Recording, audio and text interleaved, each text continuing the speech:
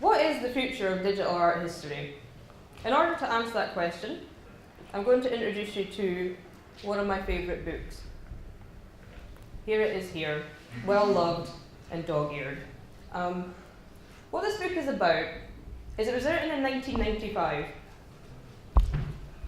and the guy that wrote it tried to predict what the future would be like in the year 2015. And I didn't read this book until 2015 because in 1995 I was 7, and I wasn't the quickest, so I couldn't get through that. But if you had read that book in 1995, you'd be a millionaire by now, because in it he predicted Facebook, Twitter, YouTube, Spotify, the iPhone, anything, you name it, it's in that book.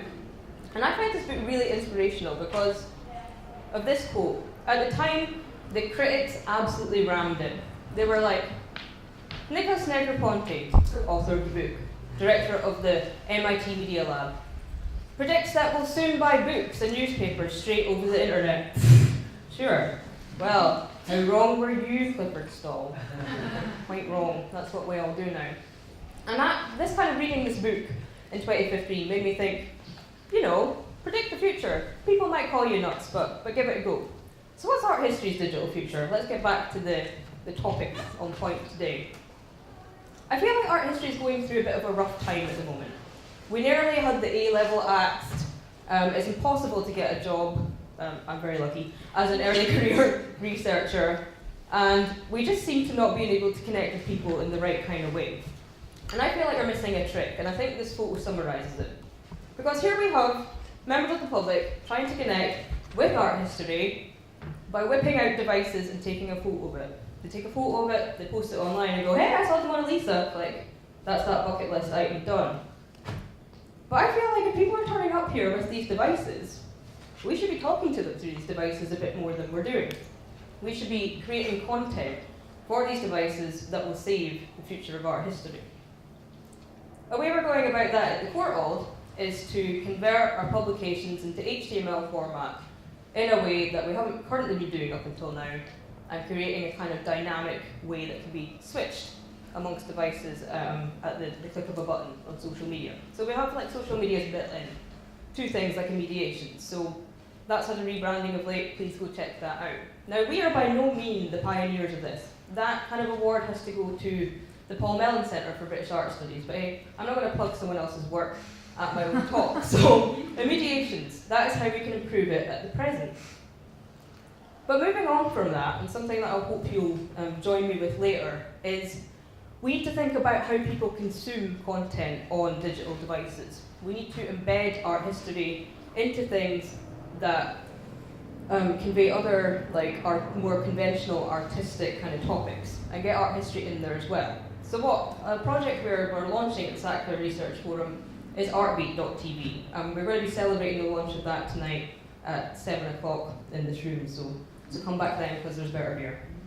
And what we've done with this is we've created 5-minute films about research being undertaken at the Courtauld research community and embedded with other topical cultural films that is easier shareable online because they're kind of done in 4K, they're short, they kind of lend themselves to people saying, hey, check this out. It's not like an hour-long recording of a lecture. So in a couple of years' time, I think art history embedded in more conventional topics, more subjects, more platforms like that, that's the way we're headed. So we've gone from how we can improve the present to how we can improve a couple of years' time in the future. But in order to improve beyond that, I think we need to start thinking outside the box. Now, when I showed you the Mona Lisa picture, everyone already automatically had their device out in front of the picture, trying to engage with it. And in order to convey how I feel we can add more to that experience for viewers, I need to introduce you to one of my good friends, Trevor. Now, Trevor is an artist that works in Edinburgh, and he's one of my favourite Canadians. Well, he was until I found out that Courtauld was a secret Canadian embassy, and everyone who works here seems to be from Canada. But you're still there, Trevor, if anyone is tweeting about this, still up there. And what he does is he creates like landscape paintings. And then he directs a video about the landscape painting that he's created and uses image recognition software to make that video play when you hold your device over it. Now that's what I think we need to be doing. We need to be creating our research so it can be embedded in apps like Trevor's, so People like me, curators, people who work in the gallery, people like you in the future if you're studying art history, can talk to people directly. There'll be pre-recorded information, they'll hold it over it, that'll go in their ear. The devices will change. We'll see things like that happening in museums in a couple of years' time, 2 to 5 years' time. But beyond that, you'll be looking at it through an eyepiece, and you'll be listening to it through your watch. You will not be holding an iPad up. So we've gone from the present to the next couple of years to how it's going to be like in the future. And please do check out Trevor's website if you have time, because he is a genius. Now, if we're going to change the way that we publish art history, we need to change the way that we teach it too.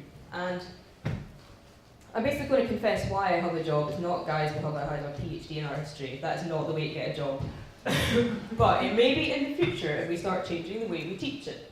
Now, a couple of people, because there's a lot of Aberdeen crew representing in this room right now, will know what this building is. And will know that after the Reformation, half of this building got destroyed because we felt that we didn't need that part of the church anymore. We had Protestantism, we didn't have Catholicism. But if you download Discover Old Aberdeen, you'll see what the church used to look like. And that's because I made a model of it. Now, making digital models is just a kind of secret side hobby that I had. I did not think for 1 minute that that would be the thing that would help me get a job. But it was. And in order for us to prepare the content for the devices that we're going to create in the future, we need to start teaching art history like this so students of art history can all learn the skills that I naturally had as hobbies. And that's why we set up DARG, the Digital Art History Research Group, which is the best acronym ever. It's like a Viking battle call.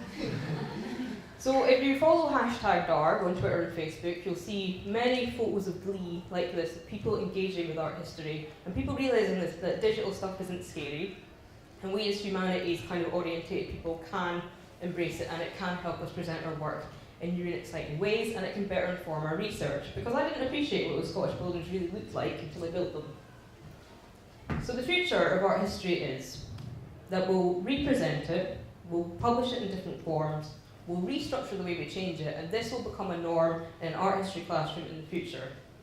But in 10 to 20 years' time, when people like me are then the heads of departments, we'll drop the D. It's just going to be ARG.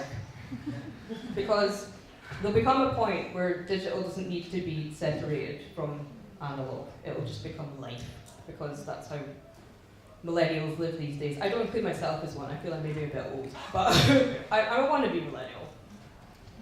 Okay, and this is a very odd one to end on, and I've had a lot of criticism for this because Wells, who some of you may know, the project manager of this, said, "Are you now inviting everyone to join you in a drug-fueled binge to celebrate the end of the talk being over?" That is not the case.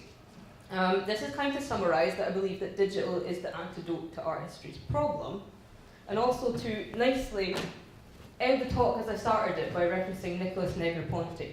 Now, in a TED talk recently, a couple of years ago, Negroponte was asked, what is going to be the most significant technological change that will affect humanity? And he said, we will swallow knowledge.